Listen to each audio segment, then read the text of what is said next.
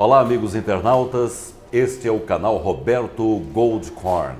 O Roberto Goldkorn, ele é considerado pelas pessoas como um guru do amor e tem feito um trabalho excelente em todo o Brasil. Há 34 anos, ele ajuda as pessoas a encontrar a felicidade. Agora, para um novo papo com o Roberto Goldkorn. Seja bem-vindo, Roberto. Obrigado, Samuel. Obrigado pela sua disponibilidade de estar aqui conosco. Olha, eu gostaria só de lembrar que o Roberto Goldkorn, ele é especialista em relações interpessoais e é criador da grafologia arquetípica, que você vai ficar sabendo em detalhes numa outra oportunidade, num outro vídeo que nós vamos falar sobre a grafologia arquetípica e também sobre numerologia, que é outra especialidade sua. Exatamente. Ô Roberto, nosso assunto hoje é sobre um tema que preocupa as pessoas, preocupa as autoridades da área, que é a solidão. Cada vez mais as pessoas estão se sentindo só? Esse é o grande paradoxo do nosso tempo, né, Samuel? Que quanto mais se cria mecanismos de socialização, quanto mais as pessoas se encontram em boates, em restaurantes, através da internet, em redes, etc., mais a sensação, a percepção de solidão se torna aguda, se torna mais dolorosa. Então existem vários tipos de solidão. A solidão que me preocupa, a solidão que eu enfoco, inclusive que rendeu o livro Solidão Nunca Mais, que é um best-seller, editado pela editora Bertrand do Rio de Janeiro, é a solidão indesejada, é aquela solidão do desamor. É a solidão que a pessoa chega diante do espelho e diz assim: ninguém me ama, ninguém me quer. Essa é a pior que tem. Essa é a pior, onde a pessoa se sente excluída da vida.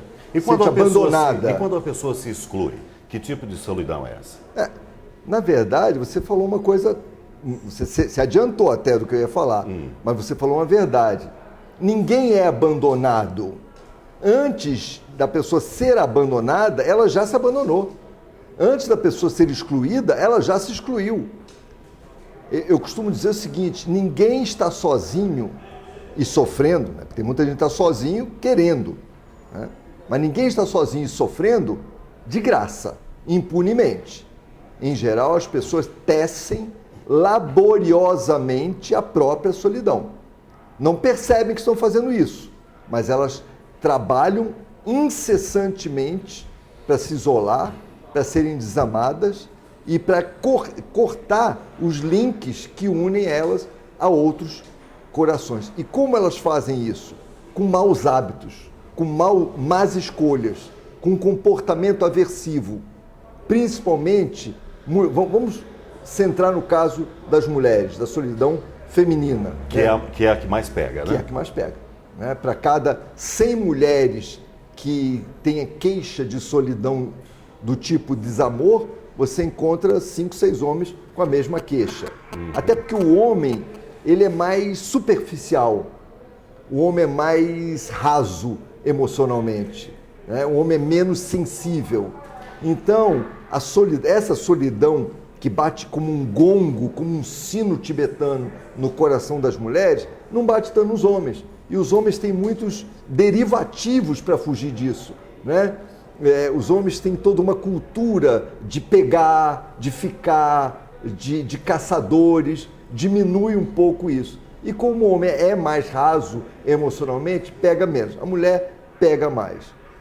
A grande parte das mulheres que reclama de solidão, a primeira coisa que eu vejo associada a isso é alta ansiedade. E existem muitos fatores externos que provocam essa ansiedade. Sem dúvida. Mas esses fatores externos, eles não podem ser encontrados sempre. Por exemplo, eu tenho uma pessoa que me procurou dizendo que está sozinha porque é gorda. Né? Aí eu mostrei para ela as minhas amigas que são gordinhas, até mais que ela, felizes da vida e namorando. E me parece que existe uma porcentagem, eu não sei exatamente qual é essa porcentagem, de homens e de mulheres que têm preferência por pessoas com um pouco mais de peso. Claro, né? Claro. Como tem homens que têm preferência por mulheres mais velhas.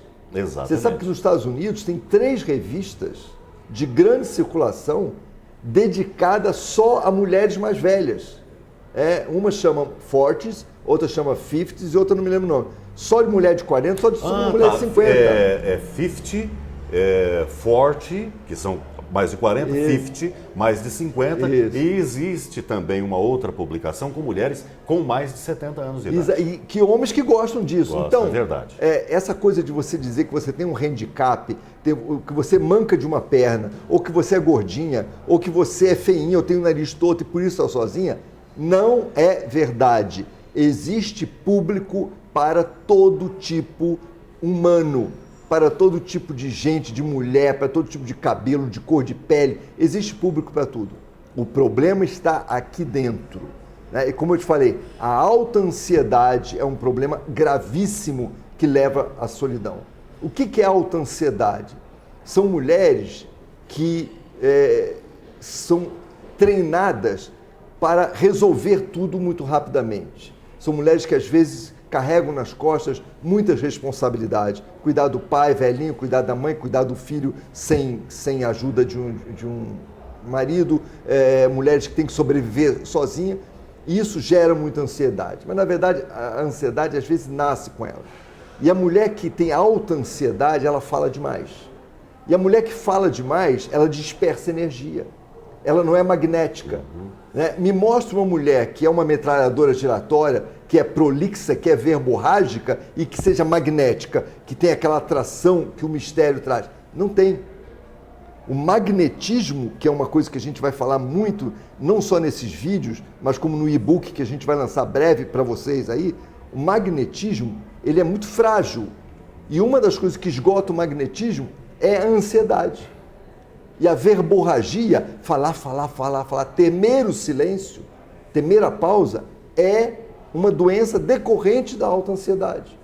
Por falar em solidão, o que a gente observa é que muitos homens ou muitas mulheres que falam demais, isso ao invés de trazer as pessoas para próximas dela, acabam repelindo. Falei, fulano de tal está vindo, olha aquele chato que fala, não para de falar. Isso também pode ser um fator que vá fazer com que essa pessoa se torne solitária amanhã ou depois? Claro. Eu fiz uma pesquisa informal com 50 homens na faixa etária entre 35 e 42 anos.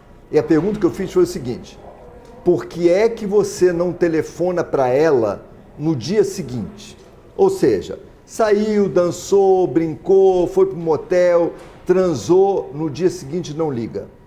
Essa é uma queixa que as mulheres me fazem, inclusive pessoas conhecidas, né?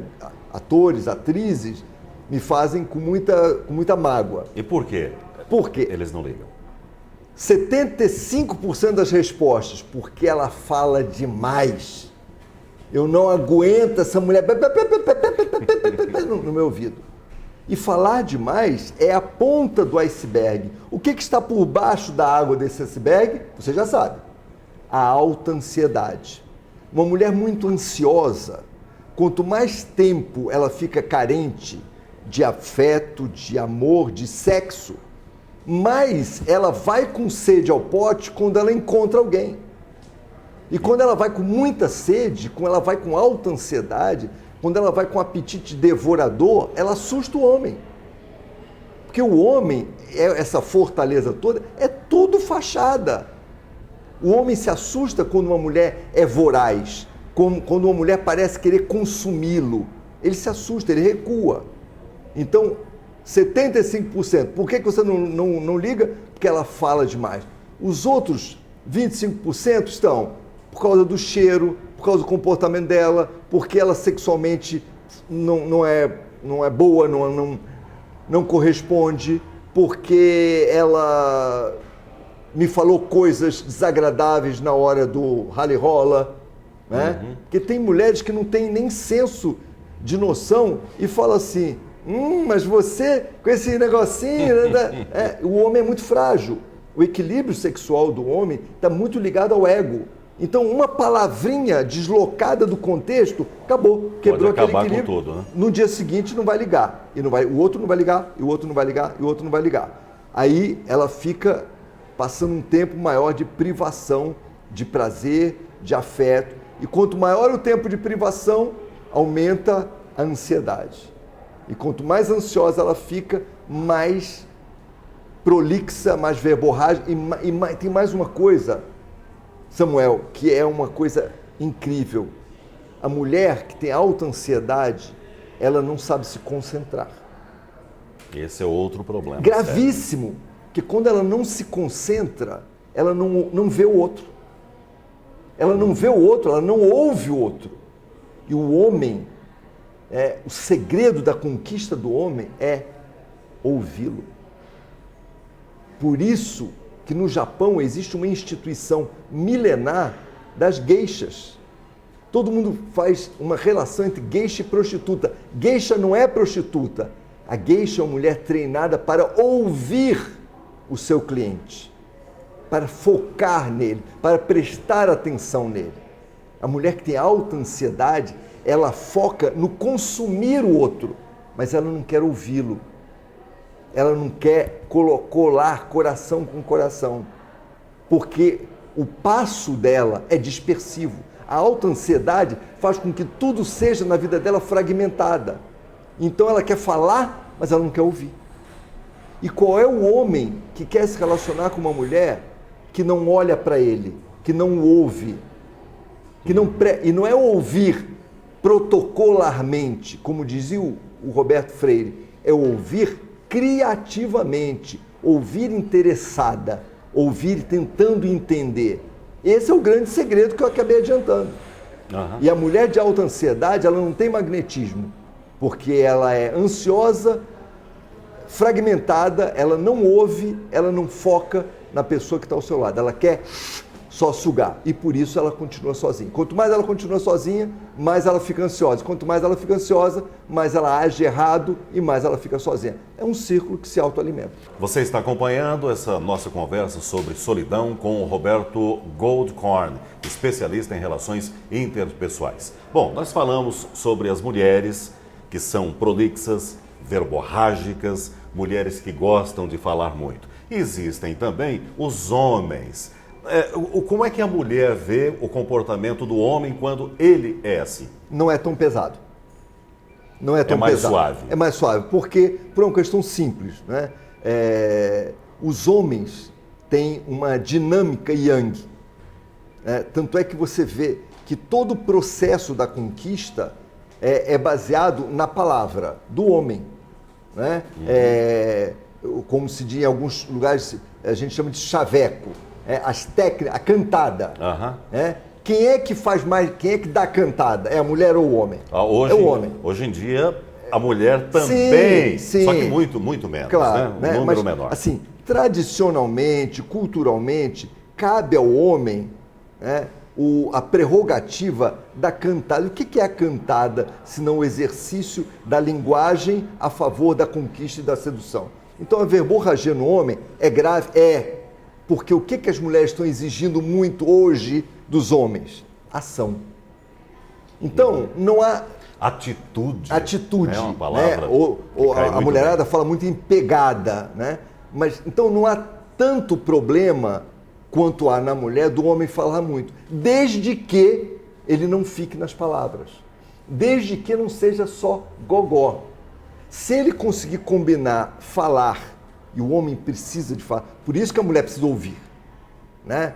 O magnetismo consiste, o truque em entrevistar. A mulher magnética, a mulher que não está sozinha, a mulher que atrai o homem que quer, ela tem que ter inteligência de sorrir e entrevistar o homem. O que você quer da vida? O que você pensa? Qual é a sua opinião sobre o amor, sobre a vida, sobre a alta do dólar? O que você acha de filhos? O que você acha da guerra da Crimeia? Então, a inteligência é essa. Então, o homem, por natureza, é yang. O yang é o extrovertido. O homem é flor, a mulher é semente. Agora, o homem que só fala, ele cai numa categoria também muito ruim.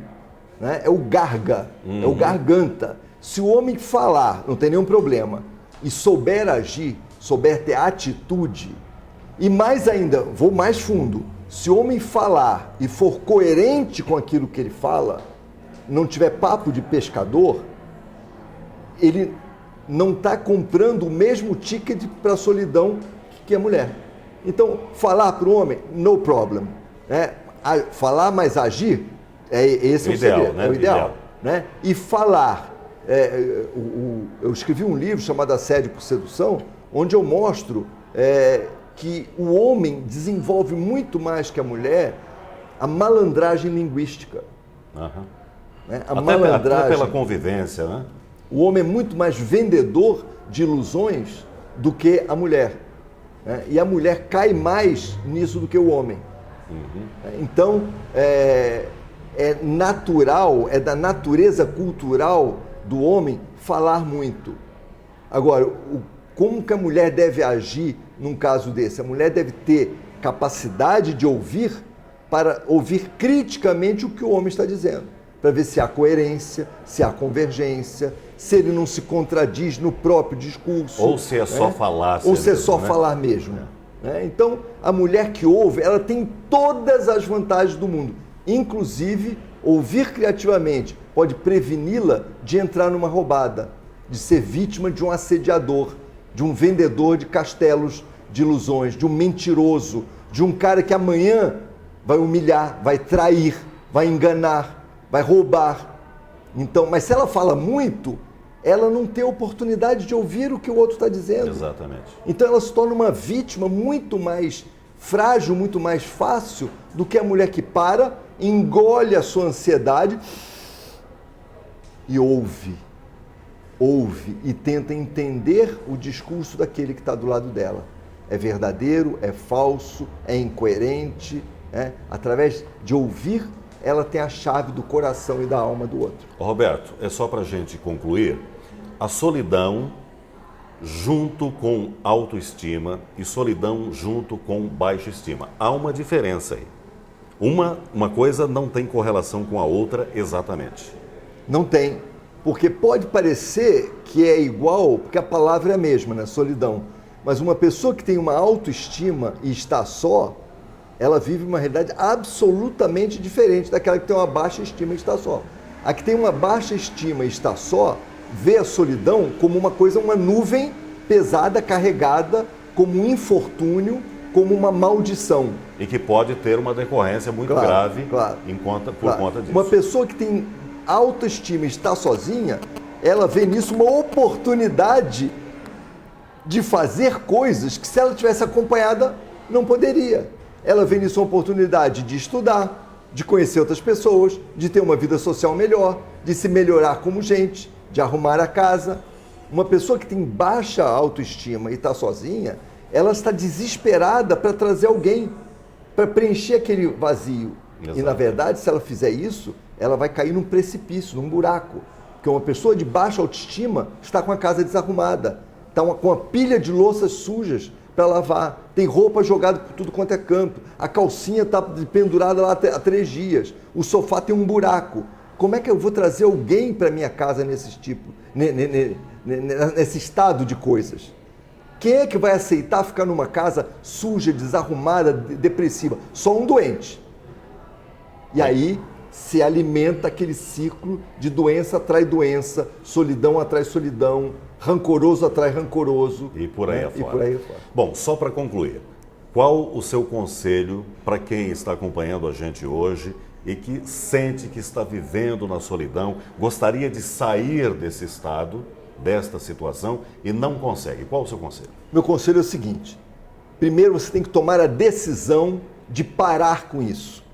Nesse momento você tem que chegar para você e dizer assim: eu não quero mais isso. E o que significa não querer mais isso? É não querer continuar vivendo isso que você está vivendo. E para não continuar vivendo isso que você está vivendo, a infelicidade, o desamor, a solidão, você tem que voltar nos seus passos. Porque ninguém impôs isso a você, você construiu isso. Então desconstrua, trabalhe a ansiedade, mude o comportamento em relação às pessoas, aprenda a se relacionar com outros homens, aprenda a ser simpática, aprenda a ouvir, aprenda a entender a dinâmica do universo masculino. Contenha a sua ansiedade, sorria, não leve para a pessoa que você está se relacionando esse seu universo pesado. O homem que está com você, ele não é seu terapeuta, ele não é seu pai, ele não é o padre confessor. Guarde para ele o seu melhor sorriso, o seu melhor abraço, a sua alegria. Agora, se você tiver um buraco negro de tristeza e de rancor, marque uma consulta, vá, leve isso para o terapeuta que ele é pago para aguentar isso. Para a pessoa que você quer que fique ao seu lado, só alegria, só sorriso, só alto astral. Aí você tem chance de ser feliz no amor. Roberto, só para lembrar as pessoas que estão acompanhando a gente neste vídeo, todas as perguntas que vocês fizerem, o próprio Roberto faz questão de responder a todas elas. A todas elas. Escreva, aqui embaixo tem um lugarzinho para se escrever. Perguntas, críticas, questões, desabafos. Vou responder a todo mundo. Essa é uma maneira que eu tenho de agradecer a audiência de vocês e de manter esse vínculo com vocês, que eu quero que seja longo, permaneça por muito tempo. Até o nosso próximo encontro. Obrigado, Roberto. Obrigado a você, Samuel, mais uma vez.